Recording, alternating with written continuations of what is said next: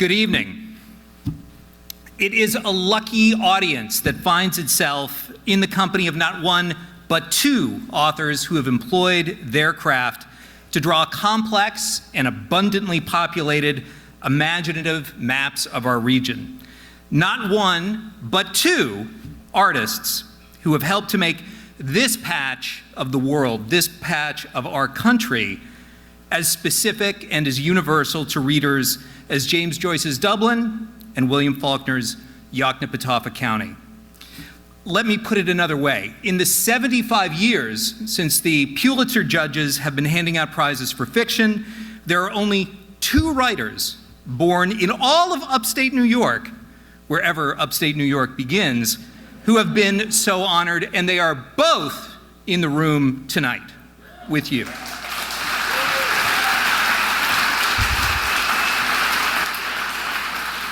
I am referring, of course, to William Kennedy, who in his status as the founder of the New York State Writers Institute is very much the host of this gathering, and our honored guest, Richard Russo, whose trilogy of novels set in the hardscrabble town of North Bath concludes in the just-released Somebody's Fool, an undertaking that Hamilton Kane in the New York Times just last weekend called, and I quote, "a shining fresco of working-class community, warts and all, a 30-year project come to fruition in this last best book." That, ladies and gentlemen, is what we in the newspaper business call a rave. Russo is, of course, a homeboy, born in Johnstown and raised in Gloversville, a city that in its challenges and charms bears a more than passing resemblance to North Bath. Russo's childhood is rendered in clear-eyed but sensitive detail in his 2012 memoir Elsewhere, which described his frequently absent father as well as his complex, ever-striving mother, who commuted to her job at General Electric in Schenectady and raised him with the help of relatives and sheer force of will. After receiving his bachelor's, master's, and doctorate from the University of Arizona, Russo taught college English, a milieu that would supply material for a number of his novels, especially 1997's Straight Man, recently adapted by AMC with Bob Odenkirk in the lead role. His first novel, Mohawk, was published in 1986 and provided the post-industrial upstate setting to which he would return 2 years later in The Risk Pool. The first of the North Bath novels, Nobody's Fool, was published in 1993. It was turned into a memorable film the following year, written and directed by Robert Benton and starring Paul Newman as Donald Sully Sullivan, the charming but decidedly wayward handyman whose stumbling progress to something like accountability forms the novel's spine. The success of book and film allowed Russo to devote himself to writing full-time. Russo's own screenplays include Twilight, a film noir reteaming with Benton and Newman, and the HBO adaptation of Empire Falls, the 2001 novel that earned him that Pulitzer. Set in small-town Maine, the heart of that book is a father-daughter relationship as fraught as the father-son tensions in many of Russo's other novels. His more recent work includes Bridge of Sighs, That Old Cape Magic, and Chances Are, as well as a return to North Bath and a farewell of sorts to Sully Sullivan in Everybody's Fool in 2016. Russo's short stories have been collected in several volumes, including The Whore's Child. As the New York State Writers Institute's 40th season kicks off, please join me in welcoming to the stage Richard Russo.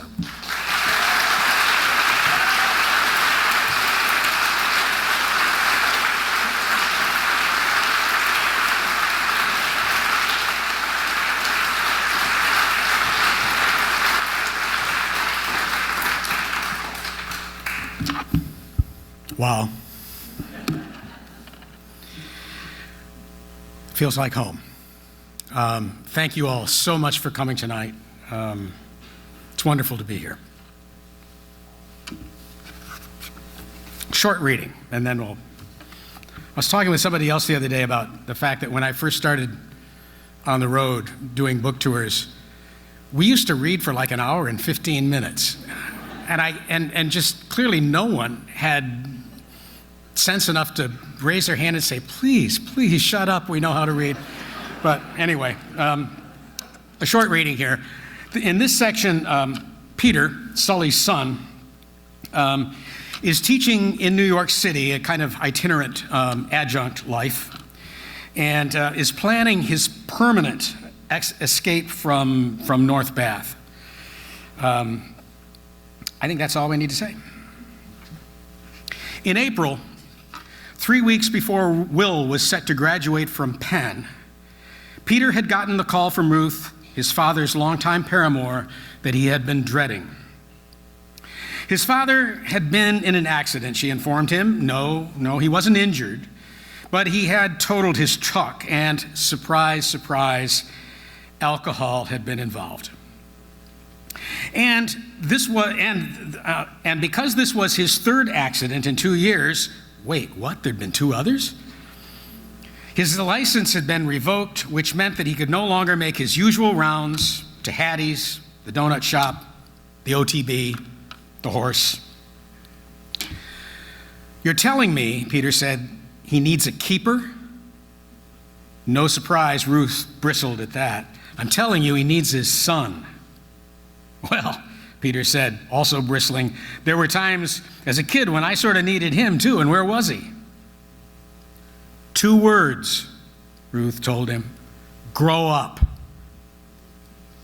Though this crisp advice, if that's what it was, had stung, it wasn't exactly unexpected. How many times over the years had he watched this same woman turn both barrels on his father and pull the trigger? Anyway, what would be the point of getting pissed off at her? It wasn't Ruth's fault that he had waited too long to fly the coop. And if he was honest, he probably wouldn't have lasted much longer in New York anyway. Rising rents were quickly making the itinerant adjunct life, which had always been crappy to begin with, unsustainable. And while it was true that his father hadn't been around much when he was growing up, it was Sully who had thrown him a rope that long ago Thanksgiving when he had slunk back into town, his marriage in tatters, and no idea what to do next. Worse, after grabbing that rope, he had unjustly resented Sully for the loss of the academic life that he himself had so royally messed up. So he called Ruth back the next morning and told her that he would wrap things up in the city as soon as he could and return to Bath. Do me a favor, though. Don't tell him I'm coming. Okay, she said. Mind telling me why? I do, actually, Peter said. Because for one thing, returning to North Bath would have a lot of moving parts, finishing his classes, turning in his grades, severing ties with the various institutions that he had been teaching at, renting a van to transport the stuff that he had accumulated in the city, and saying his goodbyes. Who knew how long it would take? More importantly, he was going to need time to come to terms with his decision. He didn't want to arrive back in Bath nursing a sense of grievance, resentful of the choice that he himself was freely making. To his surprise, things had gone more smoothly than he would have predicted, and in less than a month later, when he sauntered into Hattie's and slid onto an empty bar stool at the counter next to his father, Sully, absorbed in the newspaper sports page, didn't immediately notice him. It hadn't been that long, only since Christmas, that Peter had seen him, but in the intervening months, it seemed as if the man had segued into advanced age, his hair and wiry stubble mostly gray, his eyes rheumy. Finally, noticing who now occupied the adjacent stool, Sully folded his newspaper, set it on the counter, and said, "You're just in time. You can give me a lift out to Rubb's place." If this hadn't been his father he was talking to, Peter might well have concluded that Ruth had broken her promise and alerted Sully to that his son's arrival was imminent. But no, this was just his father's way. One of the many maddening things about Sully was that he seemed not to fully believe in the world outside of Schuyler County. Despite Peter's absence, he didn't truly accept that his son had moved away and now lived in New York. Somehow he'd been right here the whole time and their paths just hadn't crossed. And now, here he was, proving him right. Therefore, no hello, no long time no see, just here. Here you are, good, I got a job for you. You remember Rub's wife, Bootsy, Sully was saying? She died last week, did you hear? I don't think it made the New York papers, Dad. Yeah, she had a coronary getting out of the bathtub, Sully said. Peter remembered her, an enormous woman, 300 pounds at least.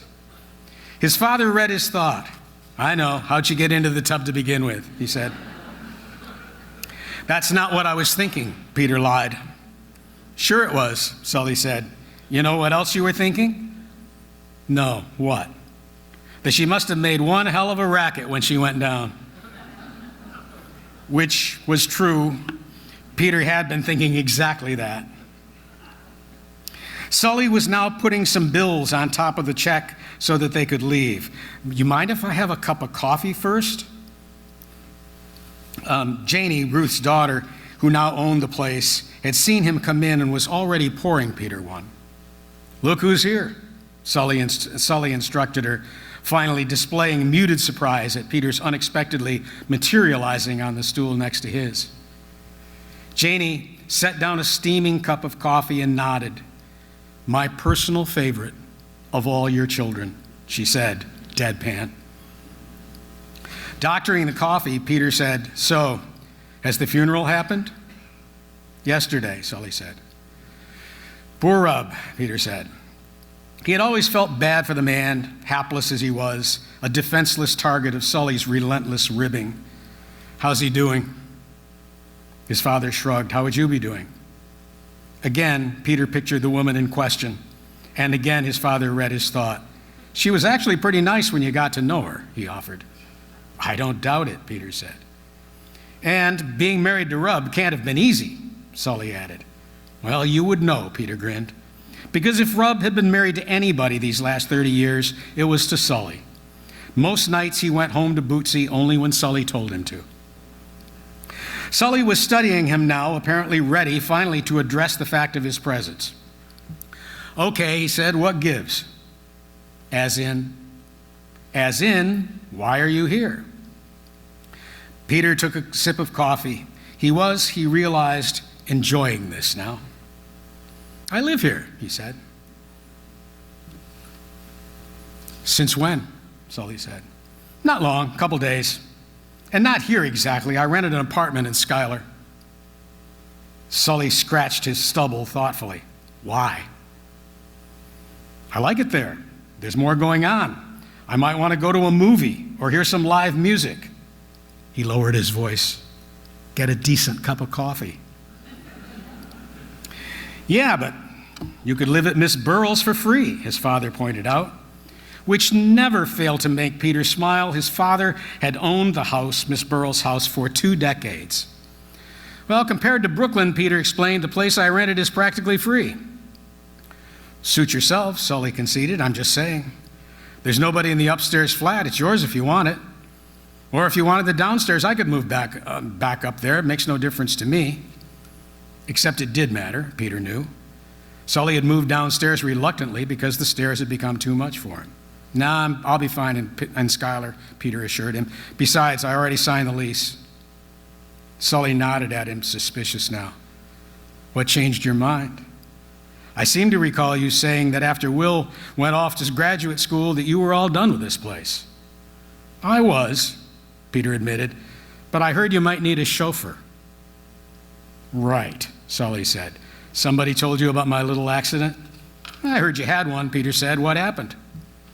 Sully paused, contemplating, Peter suspected, how best to make something that would only happen to him seem like it could happen to anybody.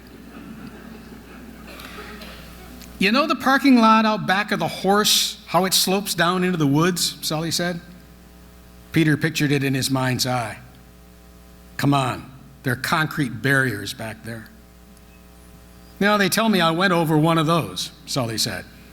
You didn't see it? Peter said. No, I was facing the other direction, Sully said. Peter tried to make this work in his head. That would mean the vehicle was in reverse? That's how I figure it, Sully admitted. It would explain why the ass end of the truck was what hit the tree. Peter massaged his temples. Jesus, he said. What? Sully said. You never made a mistake? How about right now, Peter wanted to say. Coming back here, letting myself get sucked back into Sully world, would these qualify as mistakes? Okay, so you're here, Sully continued. What are you planning to do for work? Teach. Where? SCCC. Peter had heard about the just posted opening when he called a friend at Edison College to see if there was any chance of getting his old job back. This position at the community college, being full-time and providing benefits, was better. I'm the new chair of the English department, actually, Peter said. Well, that would have pleased your mother, Sully said. No, Peter replied. Being named chair of the English department at Yale would have pleased my mother. So how come you didn't tell me about all this? How come you didn't tell me about the accident? Having no ready answer, Sully took out a couple of additional dollars for Peter's coffee and tossed them on top of the check. Janie came back down the counter. 2 Sullivans now, she said. God help us. Sully slid off his stool. Tell your mother, he said, I'm going to want a word with her specifically about that big mouth of hers. Well, I'll tell her, Janie said, but I don't see it ending well for you. She raised a questioning eyebrow at Peter, who agreed with her wholeheartedly. Out front, Sully scanned the cars parked at the curb for one that might belong to his son. This one here, Peter told him, electronically unlocking the Audi A6 that he had paid too much for at the used car lot in Seiler a couple of days earlier.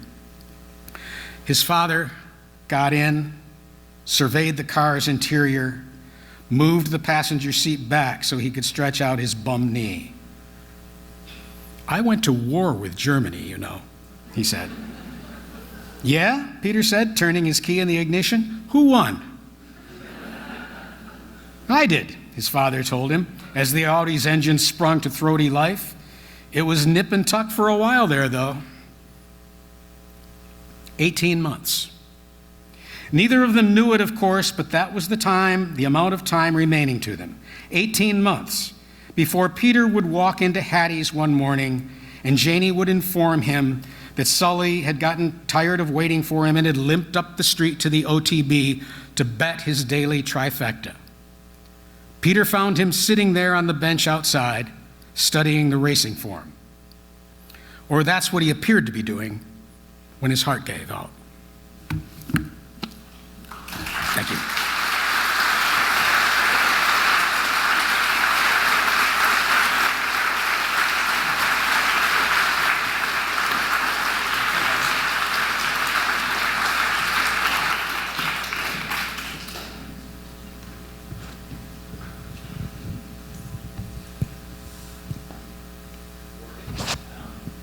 Testing. Testing.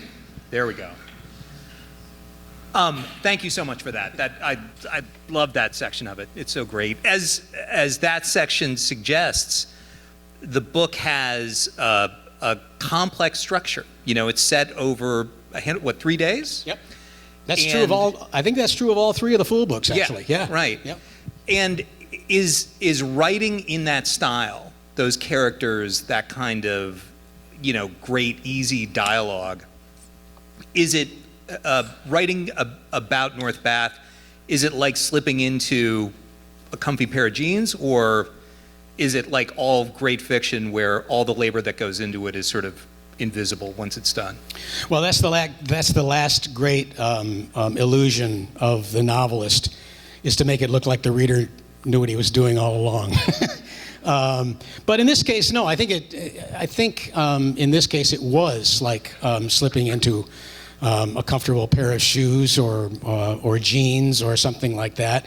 It wasn't. I don't remember it being quite that easy in Everybody's Fool. I mean, Everybody's Fool. I went 2.5 decades between Nobody's Fool and Everybody's Fool. I never had any intention of going back to North Bath again once that book was finished. Well, I mean, there's kind of a long backstory about why I decided to do that with Everybody's Fool. But once I wrote Everybody's Fool, I knew it was just it wasn't going to be another 2.5 decades before I came back to this one, because my God, it was just so much fun writing that second book, and so it was just the easiest decision in the world to slip back for this third one. That's interesting. So much fun, but both of these books are considerably darker than the first book. Domestic violence is a major plot point and theme of Everybody's Fool, and this one begins with the discovery of a body. Yeah. No, the books, these three Fool novels have become progressively darker. In the first book, the characters, they had problems, certainly, and some people did better than others during the course of that novel. But I don't think you sensed in reading that first novel that evil was wide awake and paying attention to what was going on in North Bath. You began to get a sense of that in Everybody's Fool, where there were a couple of manifestations of pure evil in that book. Most memorably, or at least most dramatically, I think, was that in the Raymer story, Raymer was on the trail of this kind of snake handler that was bringing illegal reptiles up into North Bath and selling them, and it nearly cost Raymer his life in that. And when you met that character and one or two other characters in the book, you really felt that evil as a principle, as a life principle, was manifesting itself there. But in this book, evil incarnate is much more visible certainly in the character of Delgado. And in a couple of other instances too, I think that you realize in this third book that evil is very much a force to be reckoned with here. Did you have any worries about attempting a North Bath novel without Sully as sort of a physical presence in the plot, as more of a presiding spirit? No, that never gave me a second thought, actually, because in the first Fool novel, by the time we get to the second Fool novel, Miss Burrell has died, but she haunts that book, and she's very present even in this third book, despite the fact that she's been dead now 10 years, even longer. But she haunts that second book, continues to haunt Sully's life, though she's gone, and very much haunts Raymer's life, even more, because she was his 8th grade teacher and kept asking him questions in the margins of his paper.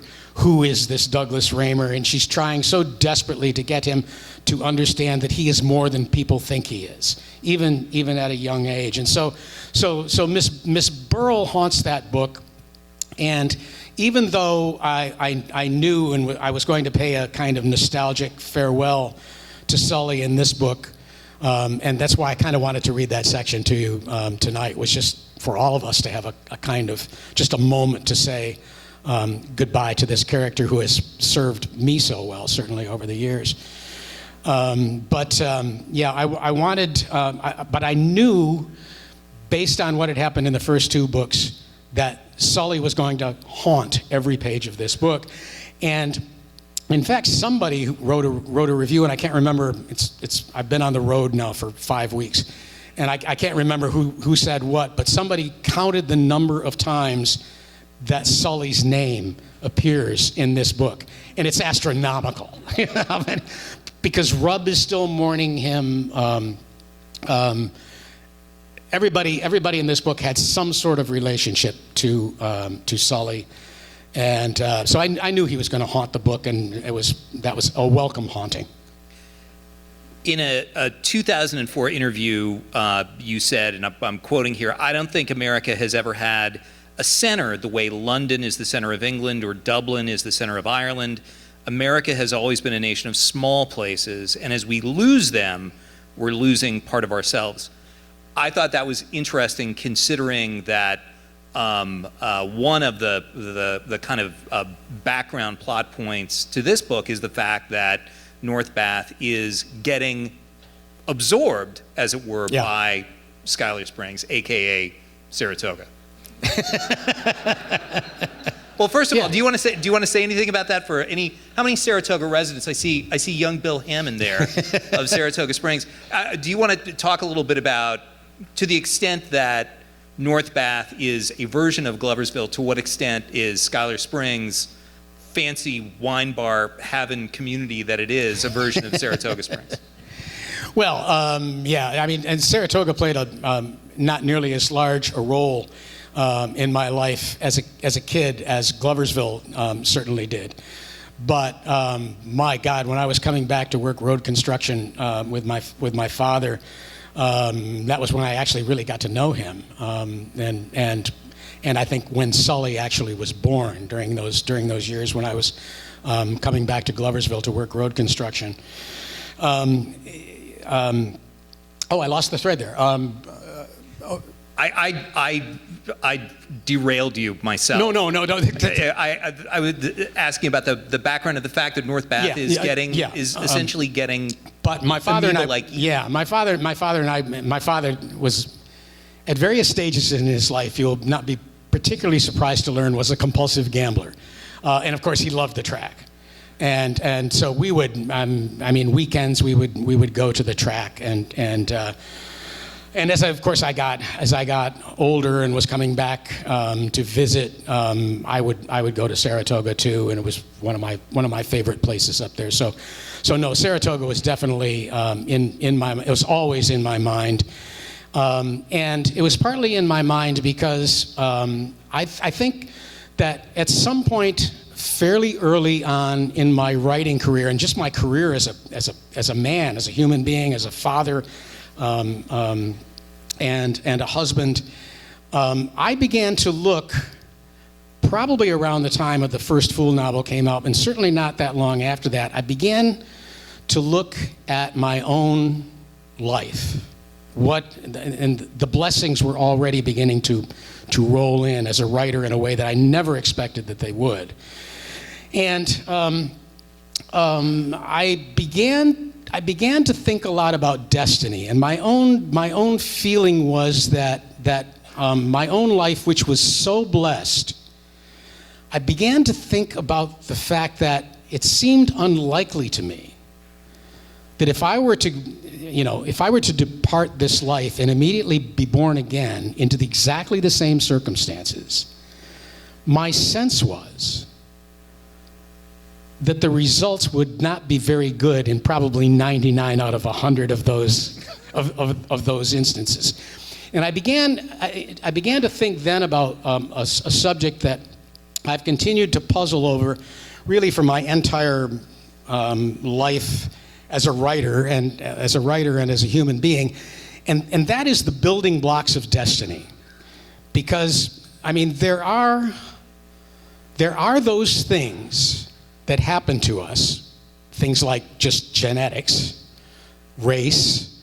They're all sorts of things that happen to us before we draw our first breath. These are things over which we have absolutely no control.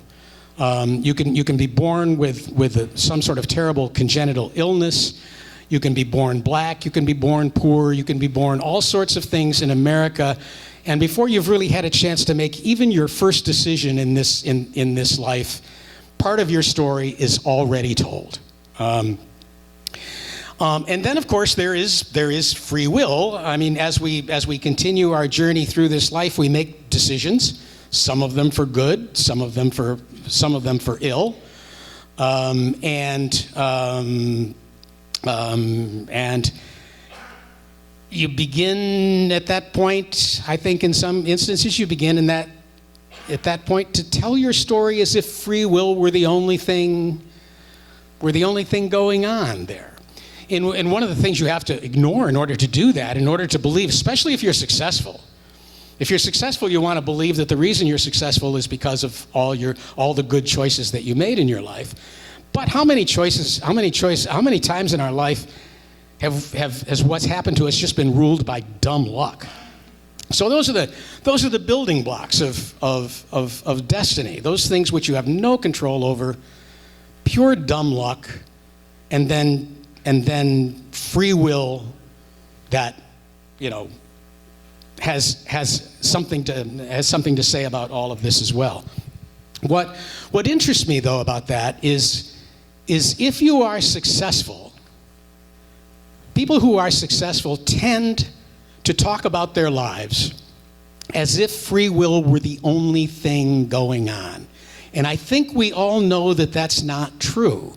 But nevertheless, it makes such a convenient narrative to say, I did this, and I did this, and I did this, and it all worked out, and here we are, and look at how clever I was.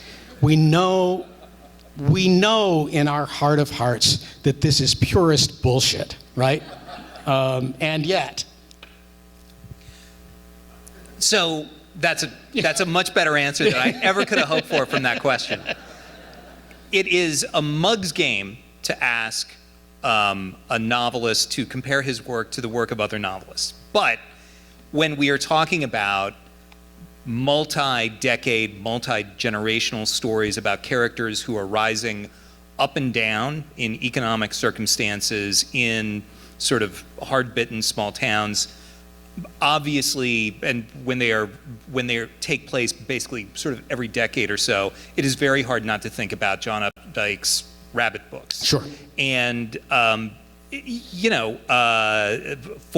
4.5, depending on how you look at it. The last one, Rabbit, was very much kind of a ghost, over his family. Do you think about those books at all? You mentioned that you were just in Mississippi, appearing alongside Richard Ford, who, with the Frank Bascom novels, sort of undertook a very similar thing. And I think Mohawk came out just about the same time as The Sports Writer, which was Ford's breakthrough. So I got to ride Richard's coattails with The Sports Writer and Jay McInerney. My first book came out as one of those vintage contemporaries. It came out in paperback, and I remember being heartbroken. Yeah, because my book wasn't coming out in hardcover, and I thought, well, that they must think that I'm some sort of lesser writer. But of course, I mean, Raymond Carver was in that series, and Richard Ford was in that series. It was just, and I got to ride on the coattails of all of those writers who were drawing an awful lot more water than I was at that point. Cormac McCarthy, yeah, absolutely. It was the luckiest thing. Again, we're back to dumb luck now, right? And that's the interesting thing too, is as we interpret the various things that happen to us in our lives, we're usually so wrong, and we forget after a period of time just how stupid and just how wrong we were. When I came out in that vintage contemporary series, I thought I was being dissed. I thought that this probably meant that there would. Well, obviously there was ultimately a hardcover of Nobody's Fool. But yeah, I thought that I had just been very unlucky, and it was probably one of the 2 or 3 luckiest things that ever happened to me. We're just not very smart about sometimes looking at our own lives and trying to answer that curious question, why? I got a question here about luck. So here we go, back to this again. You've been quoted as saying that if you're lucky enough to see one of your novels get made into a good movie with really good actors, it colors your view of those characters. The cast of Nobody's Fool is just lights out fantastic. In addition to Newman, of course, as Sully, Philip Seymour Hoffman, Margot Martindale, Melanie Griffith, Bruce Willis, Pruitt Taylor Vince as Rub, who it was has been wonderful. a character actor, is so good. Are those characterizations from the movie still with you, or were they still with you as you were writing this? Absolutely, and every one of those actors are now part of what I think of, what I thought of when I wrote Nobody's Fool. I thought I had sole ownership over Sully. Well, when Paul Newman plays a character of yours as brilliantly as he played Sully, by the time the movie came out, I realized that I didn't have sole proprietorship over that character anymore. As a matter of fact, there are some lines that Paul ad-libbed in Nobody's Fool that are so much part of the lore of Sully that, I mean, they weren't in the original novel, and he ad-libbed them in the movie. But they're so much a part of the lore of the movie that they're now also part of. I mean, I use them in the second and third books as if they were in the first. You're gonna have to give us an example. you're gonna have to give us one of those. Well, I now of course I can't do that. But there are several.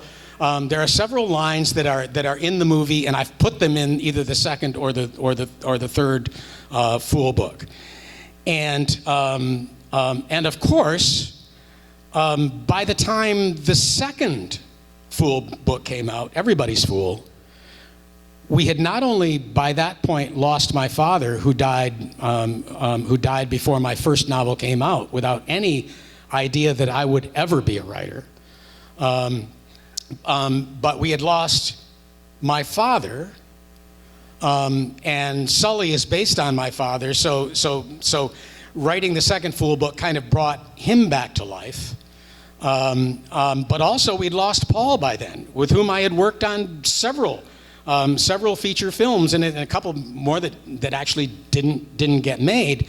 And so writing Everybody's Fool, I not only got to resuscitate in a way my father, but also Paul, who portrayed him, and also Philip Seymour Hoffman, who had that tiny role in the movie of Nobody's Fool.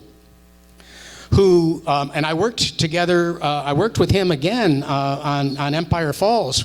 Worked with him, and my God, if there was ever a human being in the world who would have understood Raymer, who he played that bit role in the first in the Nobody's Fool movie, if there was anybody who would have understood Officer Raymer, it was Philip Seymour Hoffman, who was one of the kindest men I have ever run across. He was the person on the set of both Nobody's Fool and Empire Falls, who always made sure that those people who might be left behind, who maybe didn't have a way to get to the party that night or whatever, he was the one who was always taking the person who might be forgotten and making sure that he wasn't forgotten.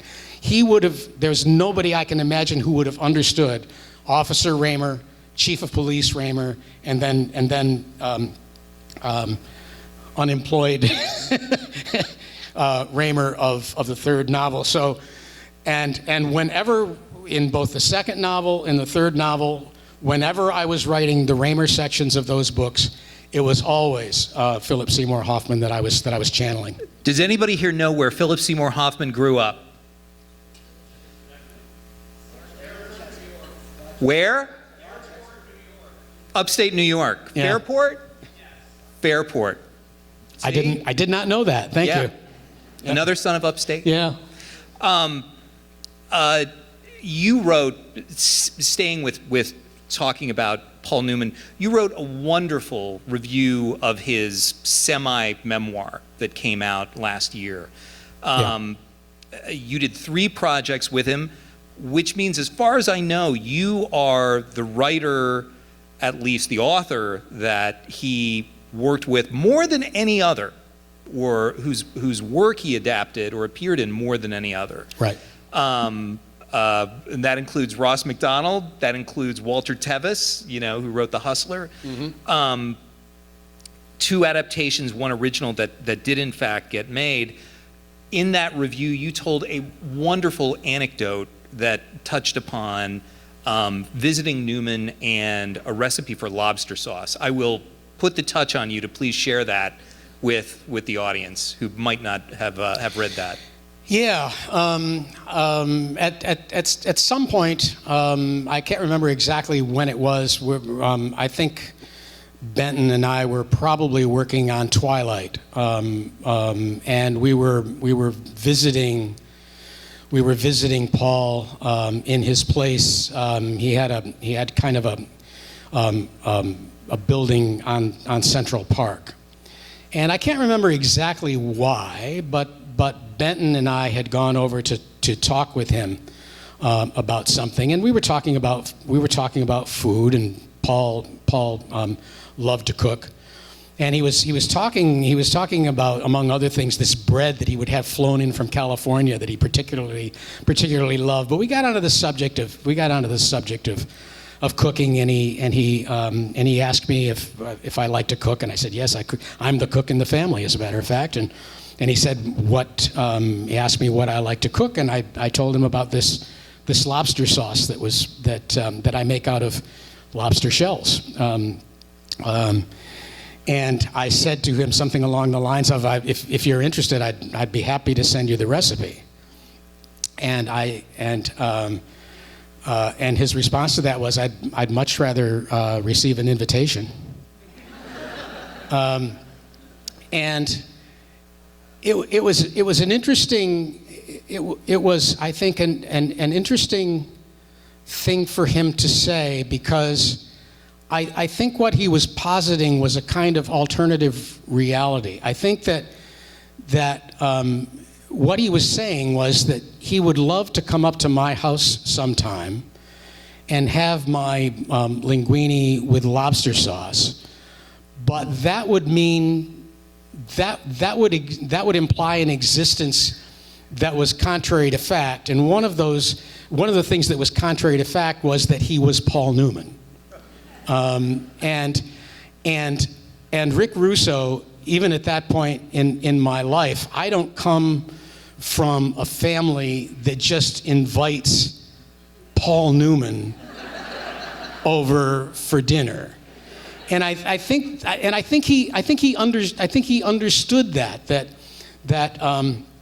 I mean, yes, he would have loved for me to invite him for dinner. And as I've gotten older, I have so regretted not extending the invitation, because I think that ultimately it probably couldn't happen because he was Paul Newman. But I think that the invitation should not. I think that the invitation should have been extended, even though I probably would have lived in terror for a while that he would somehow manage to make that come to life. But what it meant was, I think more than anything else, was that he thought of me as a friend, and that's worth that was worth a lot at the time, and worth even more now. That's a quarter century and one Pulitzer Prize and several novels. Oh, and I have to tell you too that, and there were other things going on, but the other interesting story about that was that when Empire Falls won the Pulitzer, I was actually out playing tennis with a friend, and we had a long game, and by the time I got home, the news had been announced that Empire Falls had won the Pulitzer, and my wife Barbara was there answering the phone, wondering where the hell I was. But the calls started coming in, one right after the other. She would hang up the phone, and it was if hanging up the phone was what was making it ring. She would put the phone down, it would ring again. She'd put the phone down, walk out on the porch, looking around for me. Where the hell am I?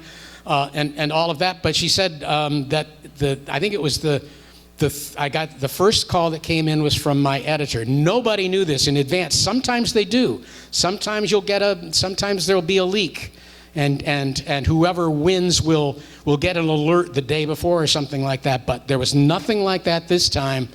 The first person that called, my wife answered the phone, was Gary Fiskajohn, my editor at that time. And I think it was the second or third call that came in was Paul Newman, wanting to congratulate me. How in the world he knew at that point, I don't know. But there he was on the phone saying, "Hot shot." You lucky dog. I wanted my last question, and then I want to hand it over to the audience. Is how much are the North Bath books tethered to Gloversville today? Do you think that North Bath is now on its own destiny, its own path, or do you find yourself kind of checking back in with Gloversville to make sure that the books are still, at least to a certain extent, true to the experiences of the people who are living there now? Or is it all enough to be in your imagination? One of the things that's happened as a result of writing all of these books, certainly the North Bath books, but really all of my books going right back to Mohawk, is that they are all tethered in some way or other to Gloversville, to that general area all the way up through Saratoga. But I've had an interesting relationship with that part of the world. I still have family there, and I was there. I was there fairly recently visiting a cousin of mine, and had a chance to drive up through the neighborhood that I grew up in. And it was, at the time, it was very much an immigrant neighborhood. I think a lot of the people who lived on my street and Fifth Avenue and Sixth Avenue, which crossed the street that I lived on, a lot of these people, these were the first houses that they had ever owned as Americans.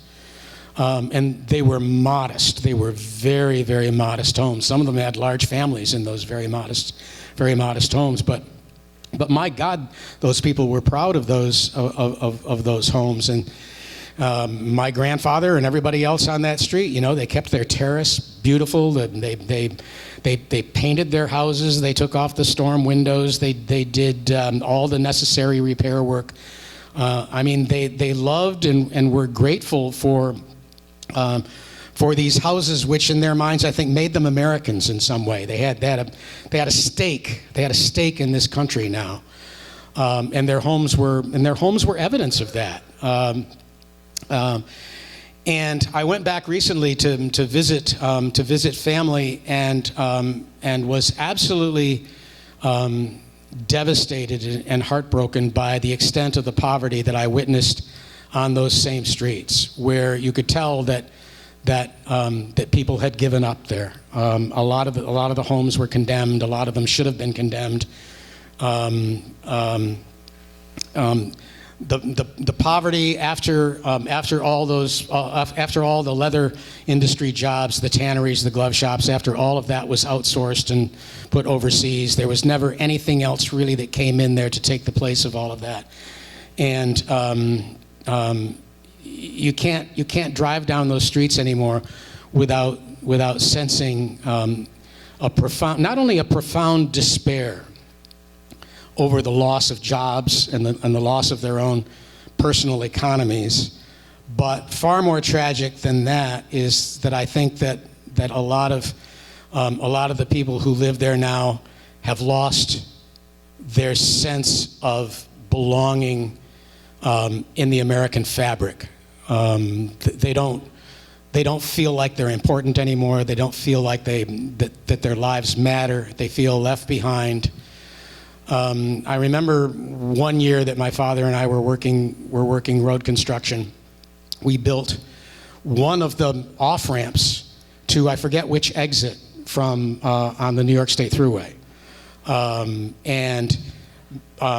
My God, we killed ourselves that summer working on that exit.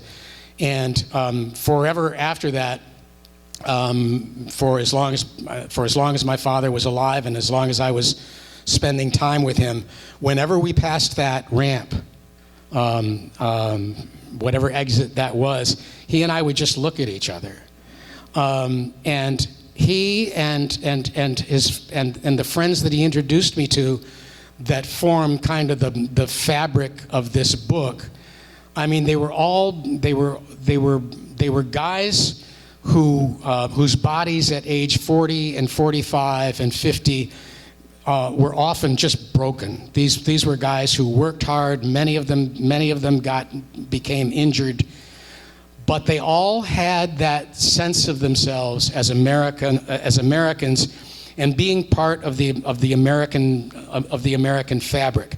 And that's, I think, those glances that my father and I would always exchange were about that. Yeah, they didn't make an awful lot of money. Yes, their bodies were broken. Yes, not a few of them ended up alcoholics. But my God, they worked hard, and more than anything else, I think they felt like they were. A lot of these were World War II vets. A lot of these guys came home thinking that America was going to fundamentally change, and many of them were living in various stories about America not changing as much as they had hoped it would, and now struggling with the fact that maybe America didn't really need them anymore or care for them anymore. That's been the toughest part of, I think, those kinds of workers in this class, in this kind of economy. You know, things have gotten, a lot of their jobs have been sourced out by automation, and others have been outsourced overseas. But these are people, it's not just that they don't have jobs anymore, they don't have that connection to this country that was essential to their beings, despite the fact that they were never going to sit in an audience like this and as I'm doing now. They were never going to do that, but they felt like they were a part of this country. The audience is a part of this presentation, so I'd very much like to hear some of their questions as well. And I think, Paul, is a microphone? There are microphones. Yep. Here and here. Or if you're in the middle, you can just call it out. Oh, yeah. Okay, there we go. Hi. I want to thank you for the characters that you gave us in these 3 books. I grew up in a small town in the Finger Lakes. I knew these people. They are my parents' friends, and our neighbors. Thank you. You're welcome. Thank you.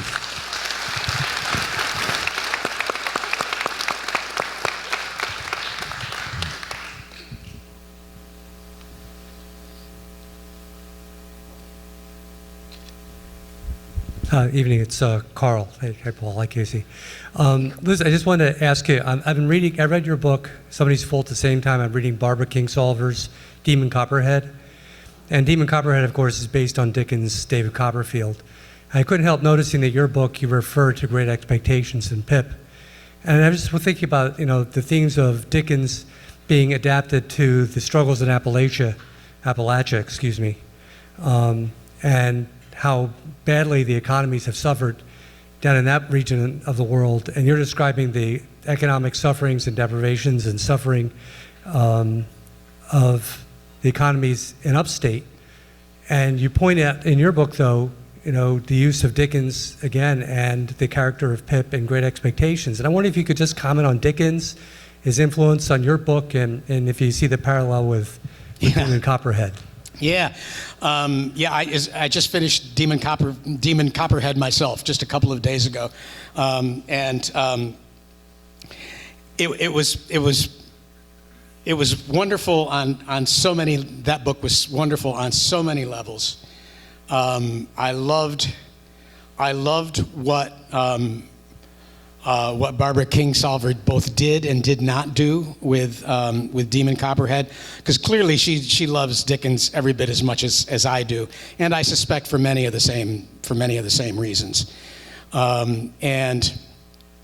If you haven't read it, I can't recommend it highly enough. It's just a wonderful book, and David Copperfield is, in one way or another, on just about every page of that novel, and Dickens has meant something similar to me throughout my career.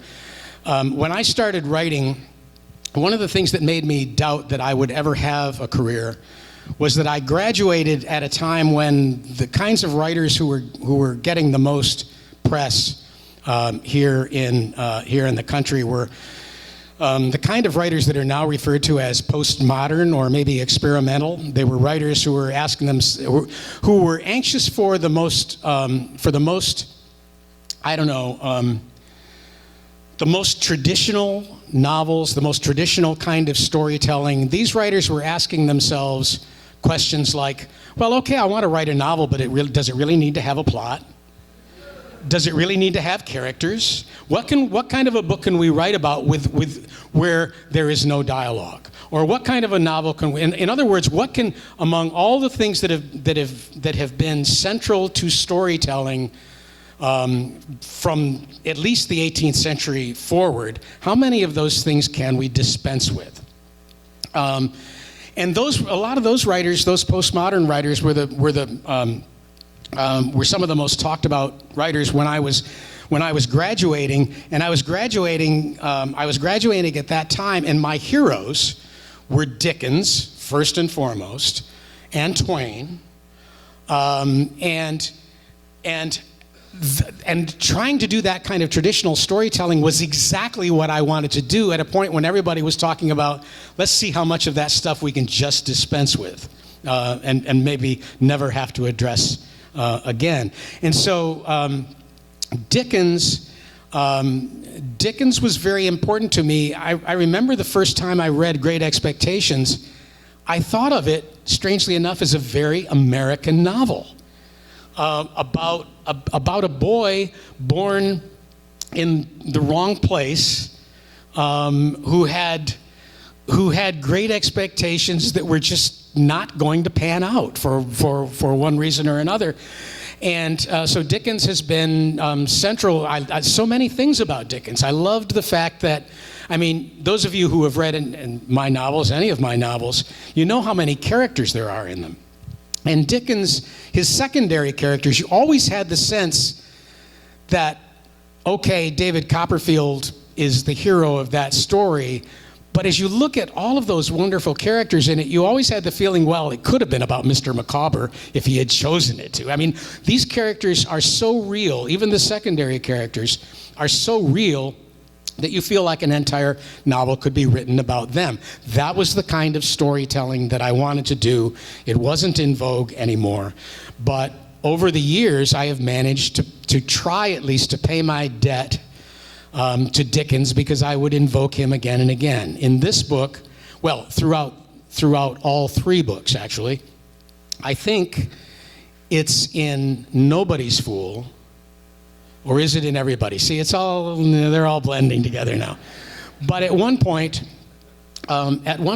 Miss Burrell gives Raymer, as a boy, a copy of Great Expectations and says to him, I think that this story will appeal to you. I think it will speak to you, she said. And Raymer takes the book and he goes home, and he's afraid his mother will think that he stole it. And so he reads the first chapter and is so terrified by Magwitch out there on the marsh that he's so terrified by that he puts the book away. He hides it away. And that book, not the same edition, but that actual book, Raymer will then find in the third volume with her dedication to him. And he will realize what he didn't understand earlier was that she didn't mean to terrify him. All she meant was for him to understand that as terrifying as things can be, it won't be like that for the rest of your life. Things are going to happen. You are not yourself even who you think you are. You're far better than that. And of course, he's so terrified by the gift that he cannot bring himself to read it, right? It terrifies him that deeply. Well, that Dickens book travels through all three novels, and finally gets resolved in a way that was very pleasing to me, and I hope will be to you too when you get to it.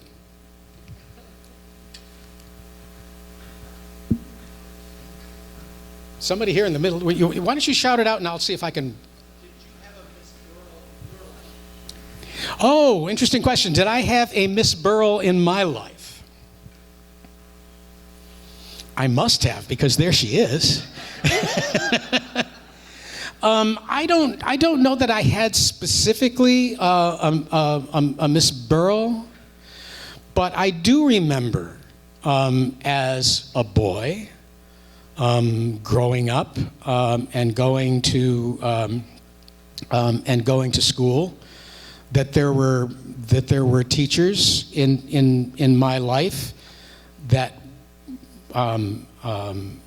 singled me out, took me aside, said, "Hey, you're pretty good at this." Because really, when you're a kid, that's really, you're looking for clues as to who you might be. And any time that a teacher did that to me, just paid attention, just knew I was in the room, was wonderful. And honestly, the day that I was able to quit teaching and become a full-time writer was wonderful. But over my time as a full-time teacher and in more recent years, I don't teach full-time anymore, but I still do writers' conferences and things like that, where I meet students and, various along the arc of their budding careers. I see them, and I visit community college classrooms from time to time, and that's the gift that I try to give to students. Just that gift of being seen. It changes lives, I think. One more? If there's one more quick question, it could be the last one. Yes, sir.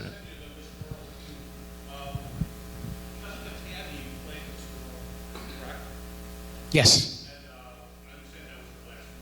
Yeah. Just for the folks who might not have heard, it was a question about Jessica Tandy, the fantastic actress who played Miss Burrell in Robert Benton's film, and it was her last screen performance. Right. Yeah. She was one of the actors that I actually didn't get to meet when I was on the set.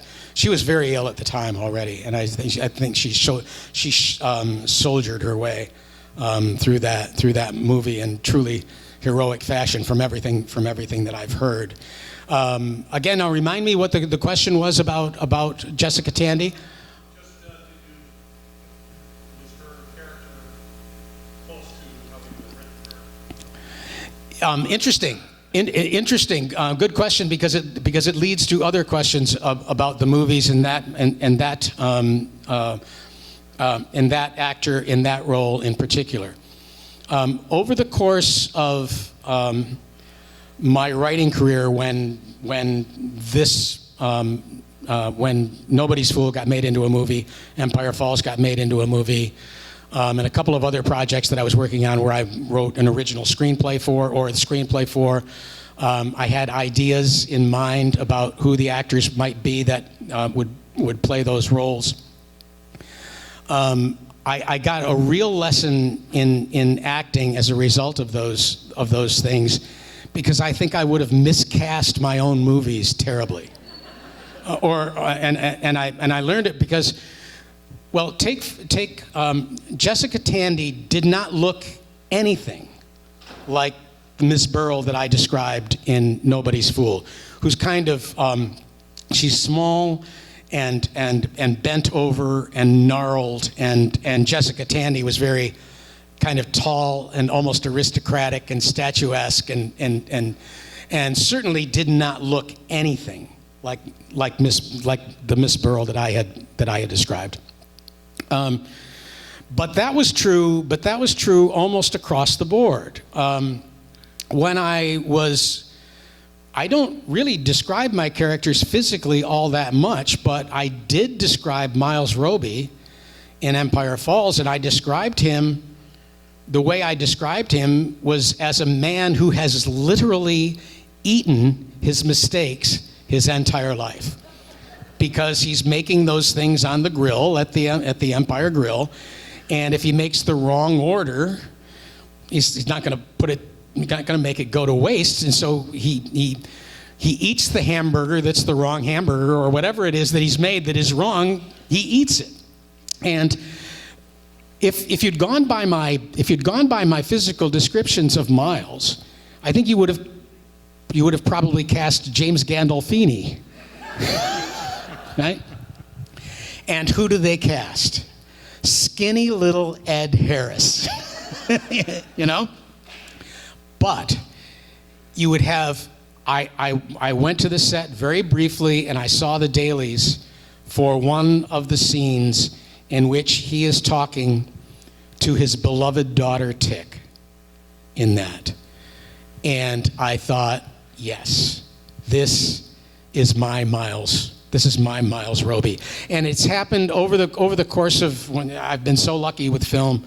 It happens again and again that the writer, before the film comes out, the writer, I've already got a movie in my head about this. I don't need to, I don't really need the movie that's going to be made. I can screen the one in my head.